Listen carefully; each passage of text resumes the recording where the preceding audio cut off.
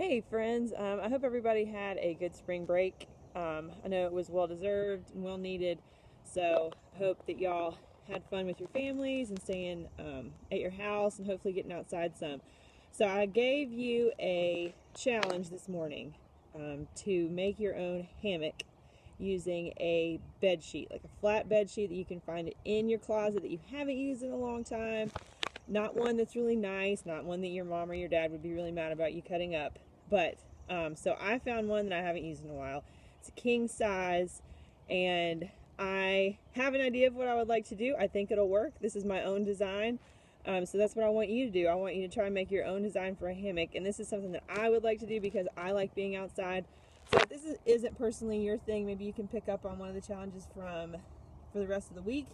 But this is going to be the hammock challenge for Monday. So I will show you piece by piece what I've been doing, and then we will try it out. So good luck.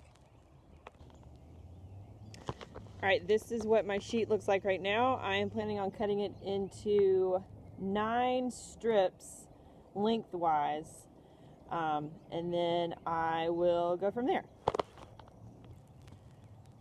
All right, these are my 9 strips that I cut from my bed sheet. Now I'm going to tie 2 knots on either end, and then I'm going to braid a couple of the strips together so it does a better job of holding my weight.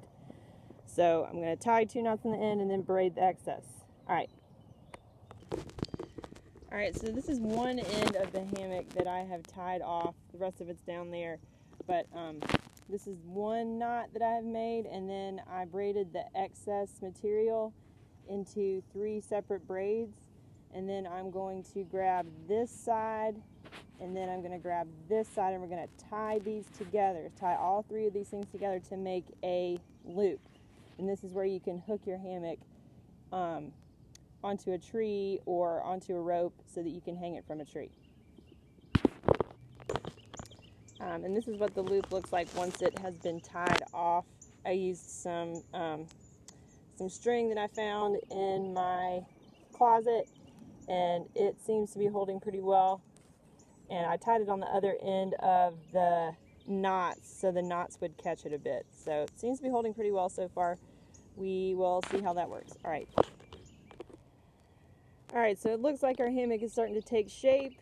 I've got a knot on this end where I've braided it and tied it off, and then I've got a knot on this end.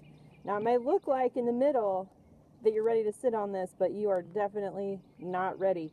So what I'm going to do is I'm going to take the excess sheet that I have left over here. I'm going to cut some more strips. I'm going to weave them in and out of the 9 strips that I have so that it will actually hold my weight. Because if you sit in it just like this, you're going to fall right through. There's nothing that's holding you. So you got to take that excess, cut probably about 20 to 30 strips, and then weave them in and out of the 9 strips that you have. Alright, so I've cut the remaining sheet into strips, and I'm going to take 1 strip to start with, and since I have 9 strips on my hammock, I'm going to use the first strip as an anchor.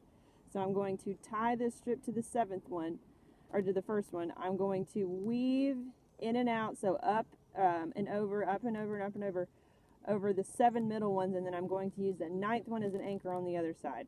So 1 is an anchor, 2 through 8 are where you're going to weave, and then the 9th strip you're going to tie it off again as another anchor. Alright, this is what I have so far for the weaving of my hammock.